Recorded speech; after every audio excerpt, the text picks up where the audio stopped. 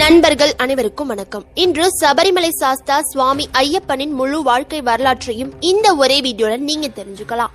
வருஷம் பல கோடி பேர் மாலை போட்டு கடுமையான விரதம் இருந்து ஐயப்பனை தரிசனம் செய்ய கேரளாவில் உள்ள சபரிமலைக்கு போறாங்க. அப்படிப்பட்ட சக்தி வாய்ந்த ஐயப்பன் பற்றி நிறைய சந்தேகங்கள் நமக்கு வரும். ஐயப்பன் கிருத யுகத்துக்கு முன்னாடி தோன்றிய மோகினி அவதாரத்தில் பிறந்ததா சொல்றாங்க. அப்படிப்பட்ட ஐயப்பனுக்கும் 1500 வருடத்துக்கு முன் தோன்றிய இஸ்லாமிய மதத்து பாவருக்கும் எப்படி நட்பு இருந்திருக்க முடியும்? சரி, நண்பர்களாவே இருக்கட்டும், ஏன் ஐயப்பனை தரிசிக்கிறதுக்கு முன்னாடி ஒரு இஸ்லாமிய மதத்தை சேர்ந்த பாவர் மசூதிய தரிசனம் செய்யறாங்கன்னு உங்களுக்கு தோணலாம். ஐயப்பன் பிரம்மச்சாரின்னு தான் நிறைய பேர் நினைச்சிட்டு இருப்போம். ஆனா ஐயப்பன் பிரம்மச்சாரி இல்லைங்க. முருகன், விநாயகரை போல ஐயப்பனுக்கும் 2 மனைவி இருக்காங்க. அவருக்கு ஒரு மகனும் இருந்திருக்காங்க. என்னடா சொல்றீங்க? அதுக்கு ஏதாவது ஆதாரம் இருக்கான்னு எல்லாருக்கும் சந்தேகம் வந்திருக்கும். உங்க சந்தேகத்துக்கு எல்லாம் ஆதாரத்தோட இந்த ஒரே வீடியோல பதில் தெரிஞ்சுக்கலாம். ஐயப்பனோட அவதார நோக்கமே மகிஷிய வதம் செய்யறதுக்காக தானே எல்லாருக்கும் தெரியும். யார் இந்த மகிஷி? எதனால ஐயப்பனே அவதாரம் எடுத்து மகிஷிய வதம் செஞ்சாரு?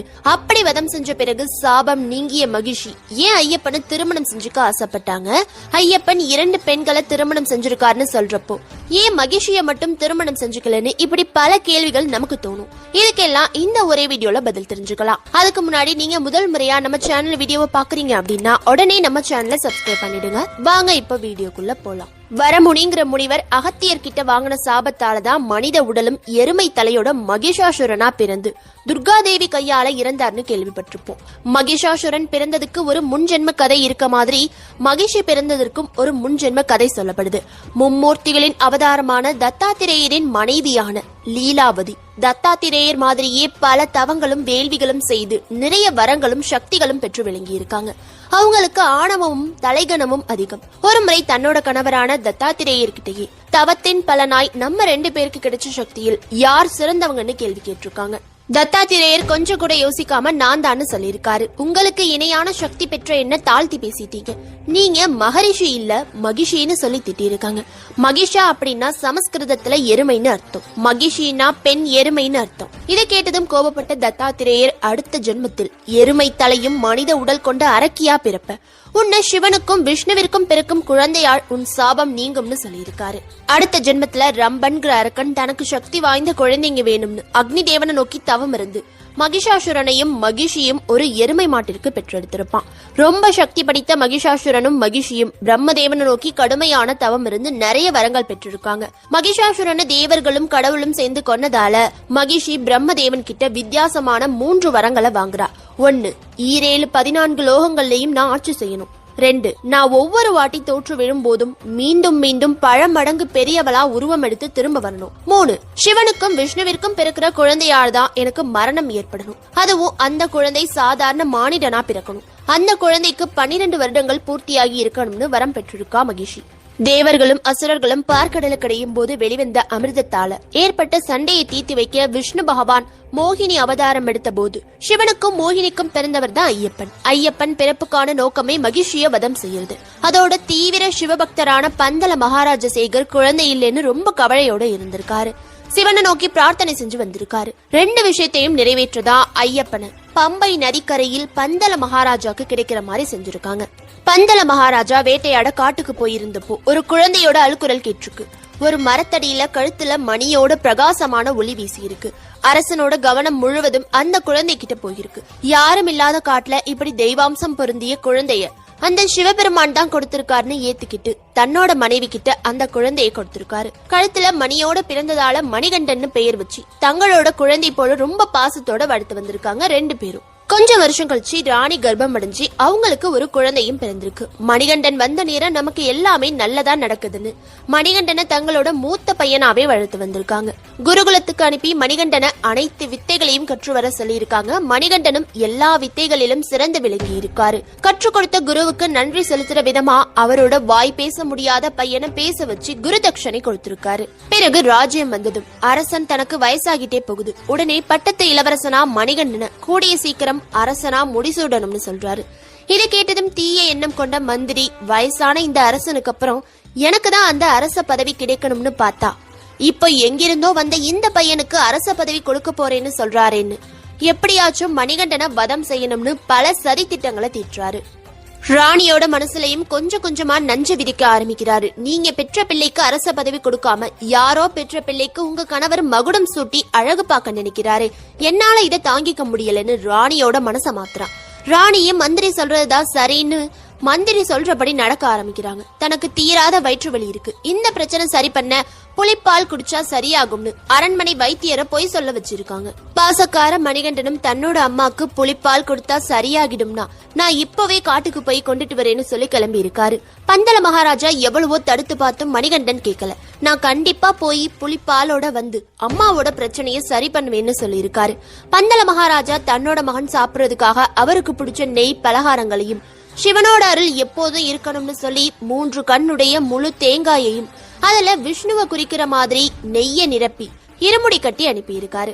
இந்த பழக்கம் தான் இன்றைக்கும் இருமுடி கட்டும் போது நடக்குது. 3 கண்ணுடைய தேங்காவில் நெய் நிரப்பி ஐயப்பனுக்கு அபிஷேகம் செய்ய ஒரு பக்கமும் மற்றொரு பக்கம் வழியில சாப்பிடுறதுக்காக தின்பண்டங்களையும் வச்சு அனுப்புறாங்க. நம்ம நல்லபடியா விரதம் இருந்து போயிருந்தா அந்த நெய் எவ்வளவு மாசம் ஆனாலும் வீணா போகாது, அவ்வளவு ஃப்ரெஷ்ஷா இருக்கும். சபரிமலைக்கு போறப்ப தின்பண்டங்கள் சுமை குறைஞ்சி ஐயப்பனுக்குள்ள அபிஷேக பொருட்கள் மட்டும்தான் இருக்கும். ஐயப்பன் காட்டுக்கு போனது புலிப்பால் எடுக்கிறதுக்காக மட்டும் இல்ல, தன்னோட அவதார நோக்கமான தேவர்களுக்கும் முனிவர்களுக்கும் தீங்கு செஞ்சு வந்த மகிஷிய வதம் செய்யதான். பரம்பொருளான சிவபெருமான் தன்னோட மகன் ஐயப்பனுக்கு எந்த தீங்கும் நேரக்கூடாதுன்னு காவல் காக்க கருப்பசாமியும் பூதகணங்களின் தலைவனான வாபரனையும் சில பூதகணங்களையும் அனுப்பி ஐயப்பன் சிறு பிள்ளை, அவனுக்கு நீங்க தான் காவலா இருந்து ஐயப்பனோட அவதார நோக்கத்தை பூர்த்தி செய்யணும்னு சொல்லி இருக்காரு. முருகன் சூரபத்மனை வதம் செய்ய போனப்போ வீரபாகுவ படைத்தளபதியா அனுப்பி வச்ச மாதிரி ஐயப்பனுக்கு வாபரனை படைத்தளபதியா அனுப்பி வச்சிருக்காரு.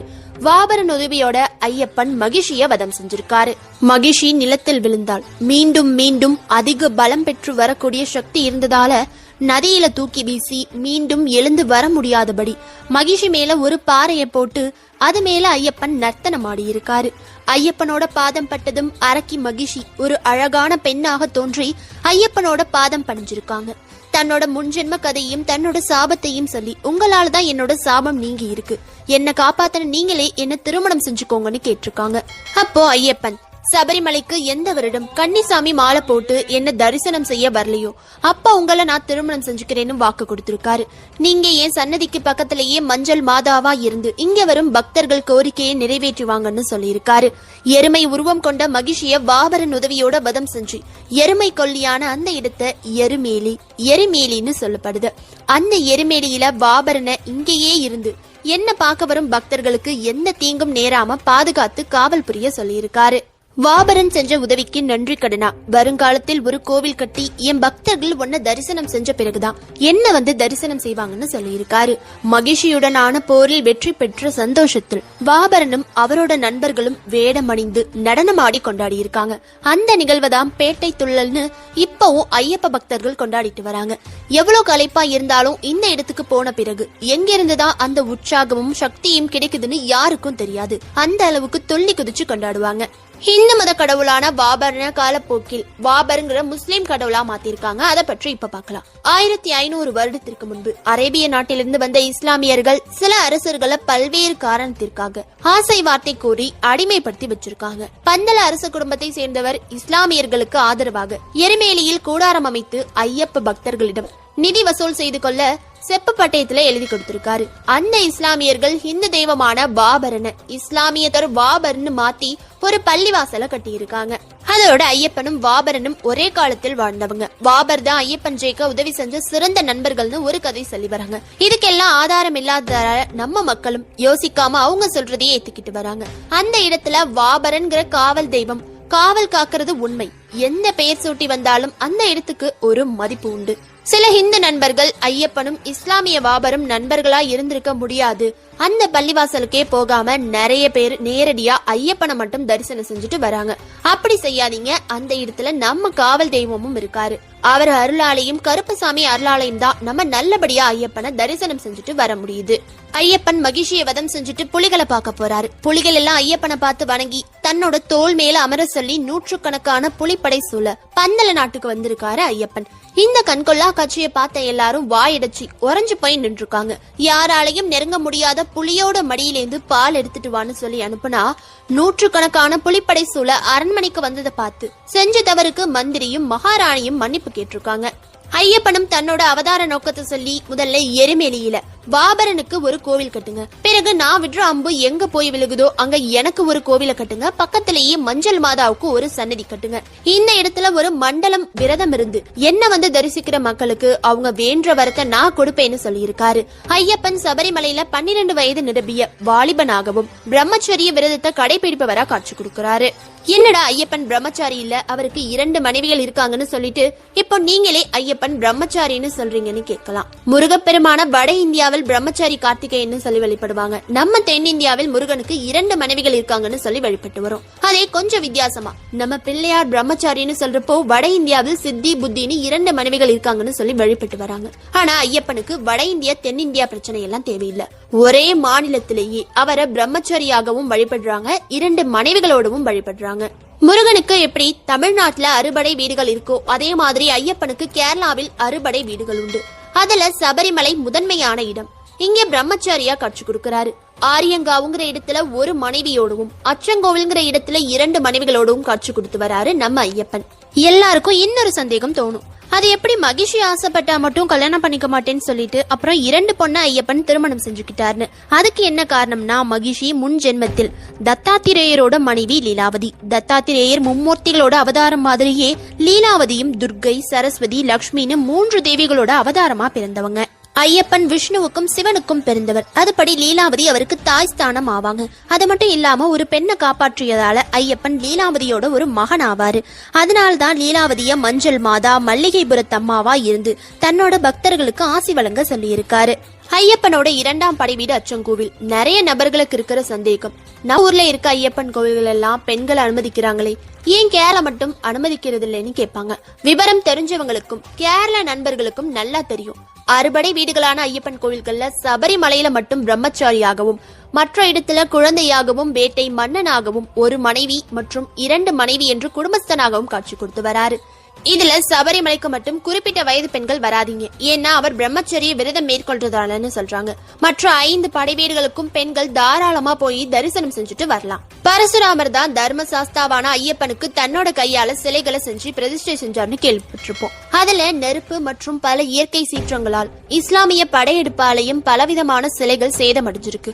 ஆனா அச்சன் கோவில்ல மட்டும் பரசுராமர் பிரதிஷ்டை செஞ்ச அதே பழைய காலத்து சிலை அப்படியே இருக்கு. அதனாலேயே அச்சன் கோவில் ரொம்ப சிறப்பு வாய்ந்தது.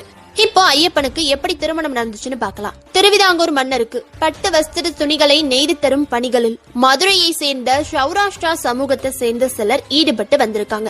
அப்படி செய்யற அவங்க பட்டு துணிகளை பாண்டிய நாட்டிலிருந்து திருவிதாங்கூர் அரண்மனைக்கு கொண்டு செல்லும் பணிகள்ல ஈடுபட்டு இருந்திருக்காங்க. ஒரு நாள் அப்படி பட்டு துணிகளை திருவிதாங்கூர் அரண்மனைக்கு கொண்டு போற பணியில இருந்த ஒருத்தர் பருவ வயதை அடைந்த தன்னோட மகள் புஷ்கலாவையும் கூட அழைச்சிட்டு போயிருக்காரு. பாண்டிய நாடு வழியே பயணித்த அவர்கள் திருவிதாங்கூர் கணவாய் வழியே சென்று அரண்மனையை அடையலான்னு திட்டமிட்டிருந்திருக்காங்க. அப்படி மலைப்பாதை வழியாக சென்ற அவர்கள் ரொம்ப இருட்டினதால பயந்து போன புஷ்கலா அங்க பக்கத்துல இருந்த ஆரியங்காவு தர்மசாஸ்தா கோவில் பூசாரியோட வீட்டுல தன்னோட மகளை தங்க வச்சு அவளை பத்திரமா பாத்துக்கங்க, நான் இந்த பட்டு வஸ்திரங்களை மன்னருக்கு கொடுத்துட்டு வரேன்னு புஷ்கலாவோட அப்பா போயிருக்காரு. புஷ்கலா தன்னால முடிஞ்ச அளவுக்கு தர்மசாஸ்தா பூஜைக்கு தேவையான பூக்களை பறிச்சுட்டு வந்து கொடுக்கறது, தண்ணி எடுத்துட்டு போறது, கோலம் போடுறது, கோயில அழகுபடுத்துறதுன்னு இப்படி ஒவ்வொரு வேலைகளா செஞ்சு வந்திருக்காங்க. ஒரு கட்டத்தில் புஷ்கலாவோட வாழ்க்கை சுவாமி ஐயப்பனோடைய ஐக்கியமாயிருக்கு. சாஸ்தா மீது காதலும் பிறந்திருக்கு. திருவிதாங்கூர் அரண்மனைக்கு போயிட்டு திரும்பி வந்துட்டு இருந்த வியாபாரிய ஒரு மதம் கொண்ட யானை துரத்தி இருக்கு. அந்த வியாபாரிய காப்பாத்துறதுக்காக அங்க வந்த ஒரு இளைஞன் யானையை அடக்கி அந்த யானையை அந்த இடத்துல இருந்து துரத்தி வியாபாரிய காப்பாத்திருக்காரு. உயிர் பிழைத்த அந்த வியாபாரி, நான் என்னதான் உங்களுக்கு கைமாறு செய்ய போகிறேனோ ஐயனேன்னு கேட்டதுக்கு அந்த இளைஞன், உங்களோட மகளை எனக்கு திருமணம் செஞ்சு கொடுங்கன்னு கேட்டிருக்காரு. அதுக்கு அந்த வியாபாரியும் சம்மதிச்சிருக்காரு. உடனே அந்த இளைஞன் அந்த இடத்துல இருந்து மாயமா மறைஞ்சிட்டாராம். ஆரியங்காவுக்கு வந்து சேர்ந்த வியாபாரிக்கு ஒரே ஆச்சரியம். காட்டில் தன்னை காப்பாற்றிய இளைஞன் எந்த ரூபத்தில் காட்சி கொடுத்தானோ அதே ரூபத்தில் ஐயப்பன் அங்க எழுந்தருளி இருக்காரு. வியாபாரிக்கு ஐயப்பன் தான் தன்னை காப்பாற்றியதும் தன்னோட மகளை கரம் பற்ற நினைத்து அங்கு வந்ததும் தெரிய வந்திருக்கு. நடந்த விஷயத்த கோயில் பூசாரி கிட்ட சொல்லிருக்காரு. புஷ்கலாவும் தன்னோட நிலைமையை எடுத்து சொல்ல ஐயப்பனுடன் மகளை திருமணம் செய்து வைக்க சம்மதிச்சிருக்காரு வியாபாரி.